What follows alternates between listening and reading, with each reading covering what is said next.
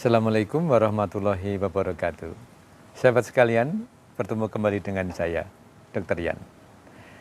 Subscriber kita, Nyonya Rosmala, Nyonya R, menanyakan, dokter, saya ada dermoid kista atau kista dermoid, dan ketika dilakukan operasi tidak bisa diangkat karena menempel di kandung kencing. Dan hanya dilakukan biopsi dan hasilnya jinak. Pertanyaannya adalah, apakah kista dermoid bisa berubah menjadi ganas, menjadi kanker? Sahabat sekalian, pertanyaannya menarik, akan kita bahas satu persatu, termasuk pengertian beberapa istilah. Sahabat sekalian, kista dermoid adalah salah satu bentuk atau salah satu jenis tumor di indung telur. Kista adalah suatu benjolan atau suatu tumor atau yang membentuk kantong yang berisi cairan. Itu istilah umum untuk kista. Dan jangan salah, kista adalah sama juga disebut tumor, karena tumor adalah suatu benjolan. Kadang-kadang pasien itu ketika disebut tumor itu takut, tapi kalau disebut kista itu tidak. Nah, beda misalnya kalau tumor yang padat, kita tidak menyebut sebagai kista. Misalnya myoma uteri adalah tumor padat di dalam rahim, itu bukan kista. Kemudian kita beranjak, apa itu kista dermoid? Kista dermoid atau disebut juga dermoid cyst dalam bahasa Inggris, istilah lainnya adalah matur teratoma. Adalah suatu bentukan kista yang tentunya tumbuhnya berasal dari indung telur, tapi kista ini tipikal sekali, khusus sekali. Kenapa? Karena isinya di dalam kista tersebut itu berupa jaringan atau berbagai jaringan yang sebenarnya sudah berdiferensiasi atau sudah berubah menjadi struktur organ tertentu. Nanti gampangnya saya kasih contoh gambarnya. Nah, isi dari kista tersebut bisa suatu misalnya ada rambut, ada gigi, ada tulang rawan, ada usus dan sebagainya. Nah, ini yang kadang-kadang ketika kita melakukan operasi, di meja operasi kadang-kadang kita ngobrol sama sesama dokter atau sama asisten operasi. Ini kalau misalnya gambaran atau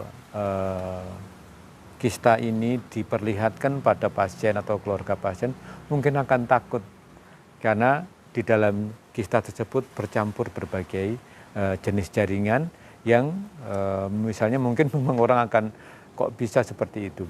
Nah, penjelasannya adalah bahwa memang jaringan ovarium, indung telur, itu adalah sebagiannya sel-selnya masih totipoten atau multipoten. Artinya apa?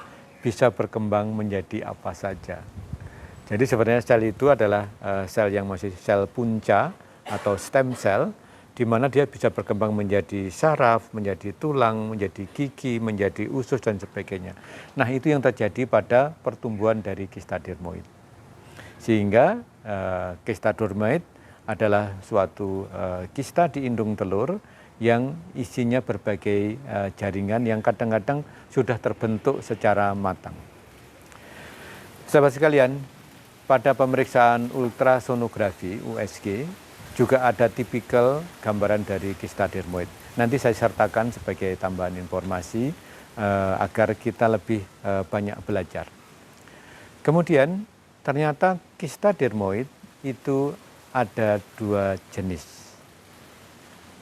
Tadi sudah saya sampaikan bahwa nama lainnya adalah matur teratoma. Nah, ternyata teratoma itu ada yang matur, ada yang imatur. Matur itu matang, sudah jadi. Sedangkan imatur itu belum jadi atau masih muda. Nah, kalau matur teratoma atau kista dermoid tadi jinak, maka yang imatur teratoma, yang kelompok satunya, ini yang kelompok yang ganas. Jadi sama-sama teratoma, tapi ada yang matur disebut kista dermoid, sedangkan yang imatur itu kelompok yang ganas dan perangainya memang seperti kanker. Ini menjawab dari pertanyaan, apakah teratoma atau kista dermoid tadi itu bisa berubah menjadi ganas? Nah, tadi sudah dijelaskan bahwa ketika dilakukan biopsi, hasilnya jinak. Pertanyaan selanjutnya adalah, yang dibiopsi adalah jaringan yang mana?